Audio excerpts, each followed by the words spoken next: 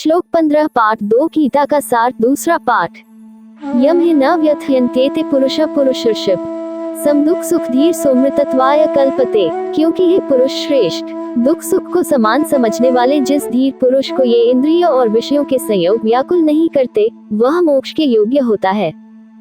15 व्याख्या। इस श्लोक में भगवान श्री कृष्ण ने उस व्यक्ति की विशेषता का वर्णन किया है जो संसार की सभी परिस्थितियों में स्थिर रहता है और जिसे न सुख और न ही दुख से विचलित किया जा सकता है।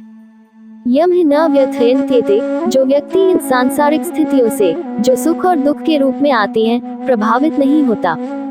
पुरुष पुरुषर्षभ, वह व्यक्ति जो सच्चे पुरुषार्थ और धैर्य से युक्त होता है। यहाँ पुरुषर्षभ का अर्थ श्रेष्ठ पुरुष या उत्कृष्ट व्यक्ति से है।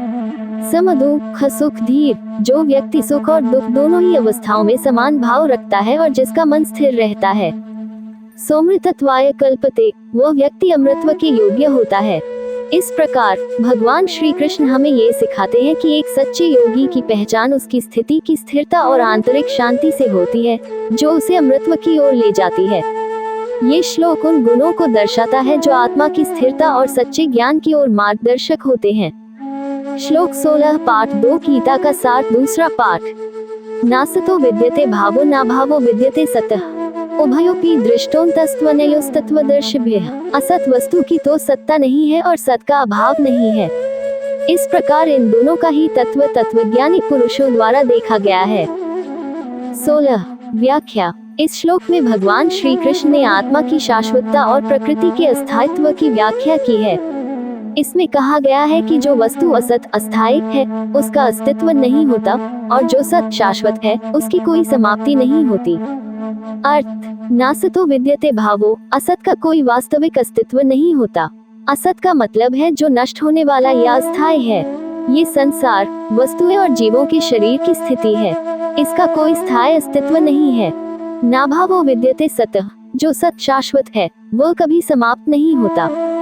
सत का मतलब है आत्मा, जो हमेशा स्थिर और शाश्वत है। आत्मा का कोई अंत नहीं होता, क्योंकि वह जन्म और मृत्यु के चक्र से परे है। उभयोपि दृष्टोन्तस्त्वनयोस्तत्वदर्शिभ्यः, तत्वदर्शियों ने इन दोनों असत और सत के गुणों को देखा है।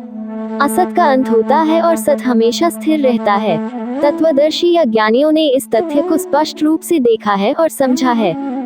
सारांश। इस श्लोक में भगवान श्री कृष्ण ने जीवन की अस्थायी और शाश्वत भिन्नताओं को स्पष्ट किया है। उन्होंने बताया है कि भौतिक वस्तुएं और शरीर अस्थायी होते हैं और उनका अस्तित्व नष्ट हो जाता है, जबकि आत्मा शाश्वत और स्थायी होती है। इस प्रकार आत्मा के अस्तित्व को समझकर हम जीवन के सत्यों को सही ढंग से समझ सकते हैं और सही मार्ग पर चल सकते हैं।